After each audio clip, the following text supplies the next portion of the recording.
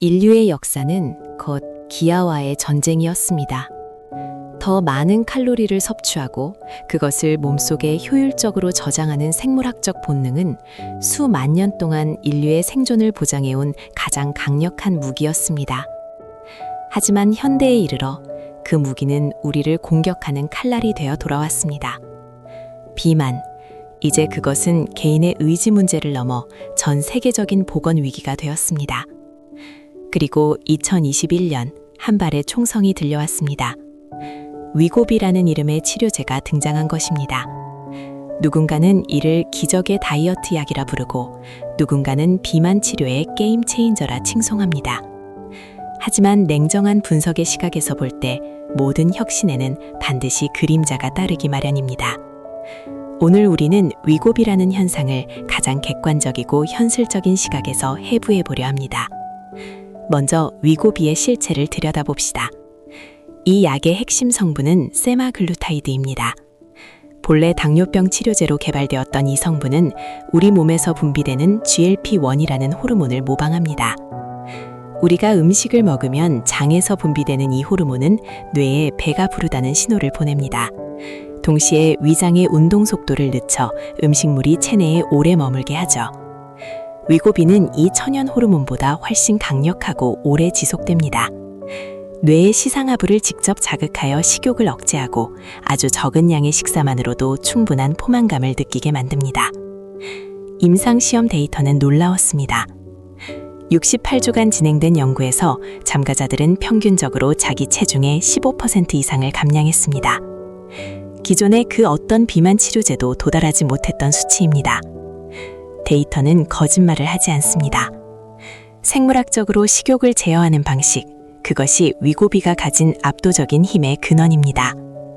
실제 위고비 투약자들의 인터뷰를 분석해보면 공통적으로 등장하는 흥미로운 표현이 있습니다. 바로 음식 소음이 사라졌다는 것입니다. 우리가 깨어있는 내내 무의식 속에서 맴도는 점심엔 뭘 먹지? 저 초콜릿 맛있겠다. 배고프지 않은데 왜 자꾸 입이 심심할까? 와 같은 강박적인 생각들이 마법처럼 멈췄다는 고백입니다.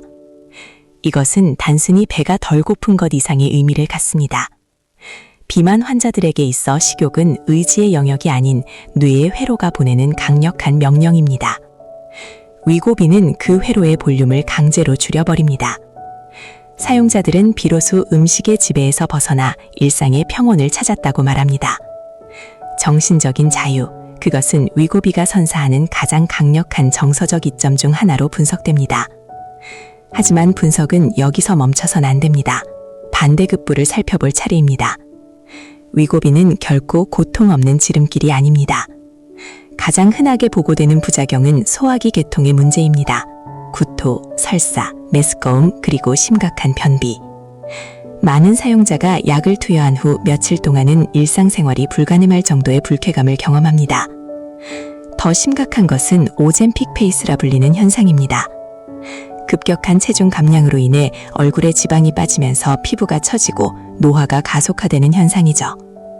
이는 단순히 미용상의 문제를 넘어 우리 몸이 감당할 수 있는 변화의 속도를 넘어서고 있다는 경고 신호이기도 합니다.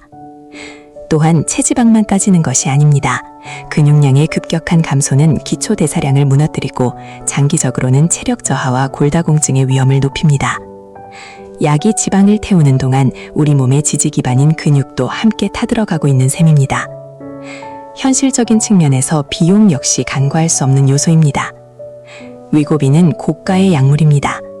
한 달 유지 비용은 국가와 보험 적용 여부에 따라 다르지만 수백 달러에서 1000달러를 상회합니다. 이는 비만 치료의 양극화를 초래합니다. 누군가에게는 돈으로 사는 건강이 되지만 가장 치료가 절실한 저소득층 비만 환자들에게는 그림의 떡일 뿐입니다. 또한 의료적 필요가 아닌 미용 목적의 남용 문제도 심각합니다. 정상 체중임에도 더 마른 몸을 갖기 위해 이 약을 찾는 사람들 때문에 정작 고도 비만으로 생명이 위험한 환자들이 약을 구하지 못하는 품귀 현상이 벌어지고 있습니다. 우리는 질문해야 합니다. 이 약은 치료제입니까? 아니면 라이프스타일 액세서리입니까? 가장 냉혹한 현실은 약을 중단했을 때 찾아옵니다. 위고비는 체질을 근본적으로 바꾸는 유전자 치료제가 아닙니다.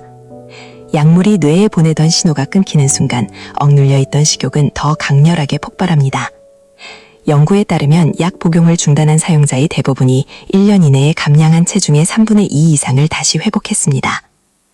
결국 위고비는 평생 투여해야 할지도 모르는 구속을 전제로 합니다.